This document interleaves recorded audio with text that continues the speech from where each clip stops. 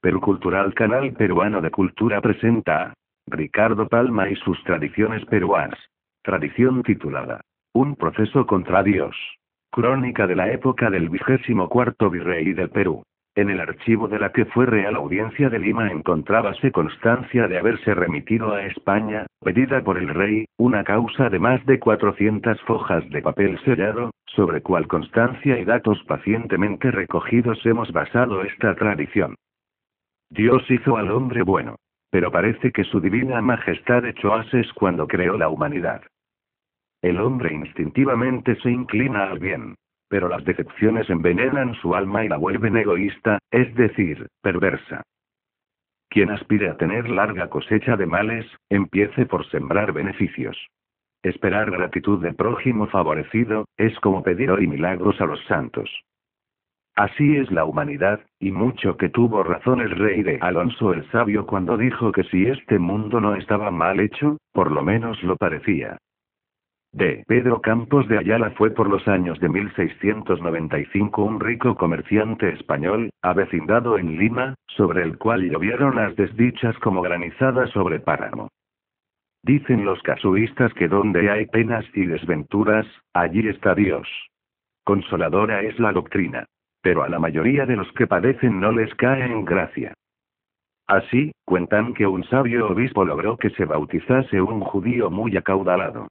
Después de su conversión, empezaron a sobrevenirle desgracias sobre desgracias, y el obispo creyó confortarlo diciéndole: no te desesperes, que tus desdichas no son sino beneficios que el Señor reparte entre aquellos a quienes arma. Amostazóse el cristiano nuevo y contestó: pues esos regalos que los guarde Dios para sus amigos viejos. Pero conmigo, a quien conoce de a poco, ¿sobre qué tanta confianza y cariño? Generoso hasta la exageración, no hubo miseria que de Pedro no aliviase con su dinero, ni desventura a la que no acudiese a dar consuelo. Y esto sin fatuidad, que el hombre era humilde como las piedras de la calle, y por solo el gusto de hacer el bien. Pero el naufragio de un buque que con valioso cargamento le venía de Cádiz, y la quiebra de algunos pillos a quienes el buen de Pedro sirviera de garante, lo pusieron en apurada situación. Nuestro honrado español realizó con graves pérdidas su fortuna, pagó a los acreedores y se quedó sin un maravedí.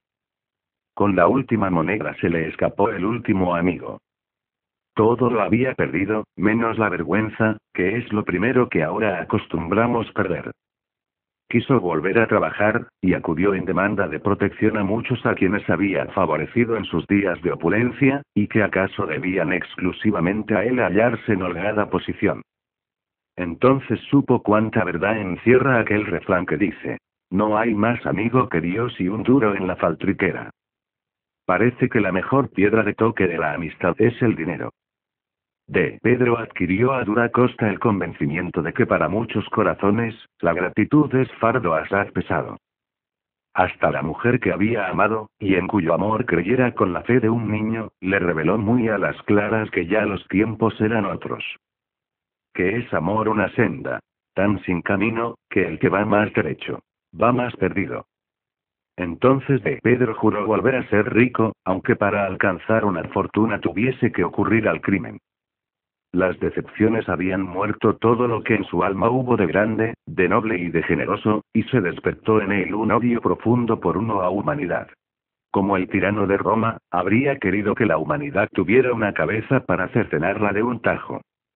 Y desapareció de Lima y fue a establecerse en Potosí. Pocos días antes de su desaparición, fue encontrado muerto en su lecho un usurero vizcaíno. Unos juzgaron que había sido víctima de una congestión, y otros dijeron que se le había ahogado violentamente con un pañuelo. ¿Se había cometido un robo o una venganza? La voz pública se decidió por lo segundo, pues ostensiblemente no aparecía mermada la fortuna del vizcaíno. Pero nadie paró mientes en que este suceso coincidió casi con el repentino viaje de nuestro protagonista. Y corrieron años, y vino el de 1706, y de Pedro volvió a Lima con medio milloncejo ganado en Potosí. Mas no era ya el mismo hombre, abnegado y generoso, que todos habían conocido. Encerrado en su egoísmo como el galápago en su concha, gozaba con que todo Lima supiese que era rico, hasta el punto de balear la plata, pero que no daba un grano de arroz al gallo de la pasión. Además de Pedro, tan alegre y comunicativo antes, se había vuelto misántropo. Paseaba solo, no correspondía al saludo ni visitaba a nadie más que a un caracterizado jesuita, con el que se entretenía largas horas en secreta plática. De repente corrió la voz de que Campos de Ayala había llamado a un escribano y hecho ante él testamento, legando su inmensa fortuna al Colegio de San Pablo. Pero fuese arrepentimiento que alguna nueva causa pesara en su ánimo, un mes más tarde revocó el testamento y firmó otro distribuyendo su caudal, por iguales porciones, entre los conventos y monasterios de Lima, determinando un capital para misas por su alma, y haciendo algunos legados de importancia, contándose entre los favorecidos un sobrino del vizcaíno de Marras. Aquellos eran los tiempos en que, como dice un escritor contemporáneo muy gráficamente, el jesuita y el fraile se arañaban las manos bajo la almohada del moribundo para apoderarse del testamento. Pero no habían transcurrido muchos días desde el de la revocatoria cuando una noche el virrey Marqués de Castel dos Ríos recibió un largo anónimo, y después de leerlo y releerlo, púsose su excelencia a cavilar. Y el resultado de sus cavilaciones fue llamar a un alcalde del crimen y ordenarle que sin pérdida de minutos se apoderase de la persona de Pedro Campos de Ayala y la aposentase en la cárcel de corte. Y de Manuel Oms de Santa Pau, de Senmanati de Lanuza, Grande de España y Marqués de Castel dos Ríos, hallábase de embajador en París cuando aconteció la muerte de Carlos II, envolviendo a la monarquía en una sangrienta guerra de sucesión. El marqués no solo presentó a Luis XIV el testamento en que el hechizado legaba al duque de Anjou la corona, sino que se declaró abiertamente partidario del Borbón e hizo que sus deudos de Cataluña hostilizasen al archiduque de Austria. En una de las batallas murió el primogénito del marqués de Castel dos Ríos. Sabido es que las colonias de América aceptaron el testamento de Carlos II, reconociendo a Felipe V por legítimo soberano. Cuando aún la guerra civil no había terminado, se apresuró a premiar los servicios del de Castel dos Ríos y lo nombró virrey del Perú. Eran sus armas las de los Lanuza. 2 cuarteles en oro con león rapante de gules, y 2 en azur con vuelo de plata.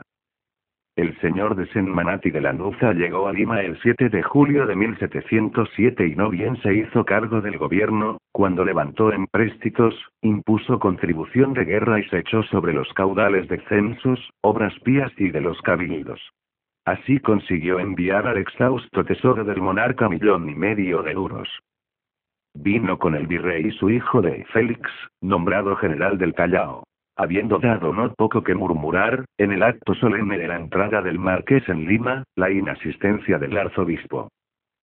Fue el marqués de Castel dos Ríos el primer virrey que vino trayendo lo que se llamó pliego de sucesión y que los mexicanos llamaban pliego de mortaja. Felipe V estableció entregar a cada virrey un pliego, encerrado bajo 3 cubiertas, el cual se depositaba en la Real Audiencia, debiendo romperse los sellos para saber el contenido solo en caso de fallecimiento o incapacidad física e incurable del gobernante. El pliego de mortaja contenía una terna de nombres, designando las personas llamadas a reemplazar interinamente y hasta nueva disposición regia al virrey difunto. Así desapareció, en los casos de vacancia, el gobierno que antes ejerciera la audiencia. Entre los sucesos más notables de su época de mando, se cuenta el triunfo que el pirata Wagner alcanzó sobre la escuadra del conde de Casa Alegre, adueñándose el inglés de 5 millones salidos del Perú. Esto alentó a otros corsarios de la misma nación, Dampierre y Rogers, que se apoderaron de Guayaquil e impusieron al vecindario un fuerte rescate. Para contenerlos gastó el virrey 150,000 pesos en el equipo de varias naves, que zarparon del Callao al mando del almirante de Pablo Alzamora, y en ellas se embarcaron hasta colegiales ganosos de castigar a los herejes. Afortunadamente no llegó el caso de empeñar combate. Pues cuando los nuestros buscaron a los piratas en las Islas Galápagos, ya estos habían abandonado el Pacífico. El terremoto que arruinó muchos pueblos de la provincia de Paruro fue también uno de los grandes acontecimientos de ese tiempo. Entre los sucesos religiosos merecen mencionarse la traslación de las monjas de Santa Rosa al actual monasterio, y el reñido capítulo de Provincial Agustino entre los padres Zavala el vizcaíno y Paz el sevillano. La Real Audiencia se vio forzada a presidir el capítulo, evitando con ello grandes desórdenes, y después de 18 horas de sesión y de varios escrutinios triunfó Zavala por mayoría de 2 votos. El anciano marqués de Castel dos Rius era un entusiasta cultivador de las musas. Pero como estas damas son casi siempre esquivas para con los viejos, pobrísima inspiración es la que domina en los pocos versos que de su excelencia conocemos. Los aduladores decían, aplicándole estos conceptos de Góngora, que dominaba. Ya con la espada del sangriento Marte, ya con la lira del dorado Apolo. Todos los lunes reunía el virrey en palacio a los poetas de Lima, y en la biblioteca del cosmógrafo mayor de Eduardo Carrasco existió hasta hace pocos años un abultado manuscrito, Flor de Academias de Lima, en el que estaban consignadas las actas de las sesiones y los versos que en ellas leían los vates. Serias indagaciones, fatalmente sin éxito, hemos hecho para descubrir el paradero de tan curioso libro, que suponemos en poder de algún bibliógrafo, avaro de su tesoro, y que ni saca provecho de él ni permite que otros exploten tan rico filón. Formaban el Parnasillo palaciego, en el que el virrey a guisa de Apolo tenía la presidencia. El ilustre de Pedro de Peralta, muy joven por entonces. De Luis Oviedo y Herrera, también limeño e hijo del poeta Conde de la Granja, autor de un buen poema sobre Santa Rosa. De Antonio Lozano Berrocal, de Francisco de Olmedo, de José Polanco de Santillana, el coronel de Juan de la Vega, de Martín de Liseras y otros ingenios cuyos nombres no valen la pena de apuntarse. En las fiestas que se celebraron en Lima por el nacimiento del infante de Luis Fernando, fue cuando el Parnasillo echó, como suele decirse, el resto. Y hasta el virrey marqués de Castel dos Rius hizo representar en palacio, con asistencia del alto clero y de la aristocracia, la tragedia Perseo, escrita por él en infelices endecasílabos, a juzgar por un fragmento que hemos leído. Hablando de ella dice nuestro compatriota Peralta, en una de las notas de su Lima fundada, que tenía armoniosa música, preciosos trajes y hermosas decoraciones, y que en ella no solo mostró el virrey la elegancia de su genio poético, sino la grandeza de su ánimo y el celo de su amor. Parécenos que hay mucho de cortesano en este juicio. No había aún el de Castel dos Rius cumplido 2 años de gobierno, cuando lo acusaron ante Felipe V de que especulaba con su alto puesto, defraudando al Real Tesoro en connivencia con los contrabandistas. La audiencia misma y el tribunal del Consulado de Comercio apoyaron la acusación, y el monarca resolvió destituir desairosamente y sin esperar a oír sus descargos al gobernante del Perú. Orden que revocó porque una hija del marqués, dama de honor de la reina, se arrojó a las planchas de Felipe V y le recordó los grandes servicios prestados por su padre durante la Guerra de Sucesión. Pero aunque el monarca lo satisfizo hasta cierto punto, revocando su primer acuerdo, no por eso dejó de ser profunda la herida que en su orgullo recibiera el señor de Senmanati de Lanuza, y fue lo tanto que el 22 de abril de 1710 lo condujo a la tumba, después de 3 años de gobierno. De los designados en el pliego de Mortaja, que eran los obispos del Cuzco, Arequipa y Quito, solo el último existía. Sus funerales se celebraron en Lima con escasa pompa, pero con abundancia de versos, buenos y malos. El Parnasillo llenó su deber honrando la memoria del hermano en acto. Y en el anónimo se acusaba a de Pedro Campos de Ayala del asesinato del vizcaíno y de que 1000 onzas robadas a este le sirvieron de base para la gran fortuna adquirida en Potosí. ¿Qué pruebas exhibía el delator? No lo sabremos decir. Instalado de Pedro en el calabozo, se le presentó el juez a tomarle declaración y la respuesta del acusado fue: Señor alcalde, negar fuera obstinación cuando quien me acusa es Dios. Solo a él, bajo secreto de confesión, he revelado mi delito. Siga usía, en representación de la justicia humana, causa contra mí. Pero conste que entablo querella contra Dios. Como se ve, las distinciones del reo eran un tanto casuísticas. Pero encontró abogado, y lo maravilloso sería que no lo hubiese hallado, que se prestara a sostener juicio contra Dios. La chicana forense es tan fecunda. Por lo mismo que la Real Audiencia procuró rodear de misterio el proceso, se hicieron públicos hasta sus menores incidentes y la causa fue el gran escándalo del siglo.